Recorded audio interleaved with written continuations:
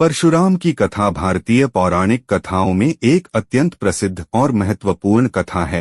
परशुराम भगवान विष्णु के अवतारों में से एक माने जाते हैं और उनका जीवन उनके प्रभावशाली और उत्तम धर्म कार्यों से भरा हुआ है।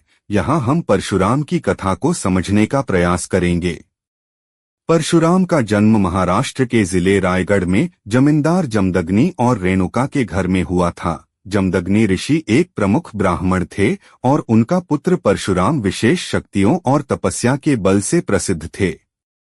परशुराम की मां रेणुका बहुत ही पवित्र और पतिव्रता थीं, लेकिन एक दिन उन्होंने अपने पति के पास जा रहते समय उनकी दिशा में एक कठिन साधना की थी। इसके कारण जमदग्नि ऋषि ने उन्हें दंडित किया और परशुराम को द्वितीय भारतीय अवतार के रूप में प्राप्त किया। परशुराम का विक्रमी और उत्कृष्ट विद्या प्राप्त करने की इच्छा सदैव थी। उन्होंने धनुर्विद्या में उत्कृष्टता प्राप्त की और अनेक ब्रह्मदंडों को प्राप्त किया। एक बार परशुराम के पिता ऋषि जमदग्नि को राजा कार्तवीर्य अर्जुन ने उनके आश्रम में आकर हिंसक रूप से मार दिया। परशुराम ने इसे सहन नहीं किया और उन्होंने पिता की मृत्यु का प्रतिशोध लेने का निश्चय किया। परशुराम ने धनुर्विद्या की शिक्षा लेने के लिए कृष्ण द्वारा जो गुरु थे उनके पास गए और उनसे शिक्षा प्राप्त की। उन्होंने भगवान शिव से शिवधनुष का उपयोग करने का अनुरोध किया और इस विशाल धनुष के माध्यम से कई योद्धाओं को मार डाला।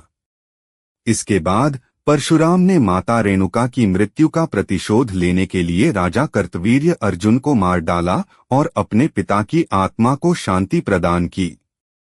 परशुराम का जीवन उनकी धार्मिकता, शक्ति और निष्ठा का परिचायक है। वे अधर्म का संहार करने और धर्म की स्थापना करने के लिए उनके शक्तिशाली विधान के लिए प्रसिद्ध हैं। परशुराम की कथा हमें धर्म, समर्पण और निष्ठा की महत्वपूर्ण शिक्षाएं देती है। उनके जीवन के उदाहरण से हमें यह सीखने को मिलता है कि धर्म का पालन करने और सत्य के लिए लड़ने में कितनी शक्ति होती है।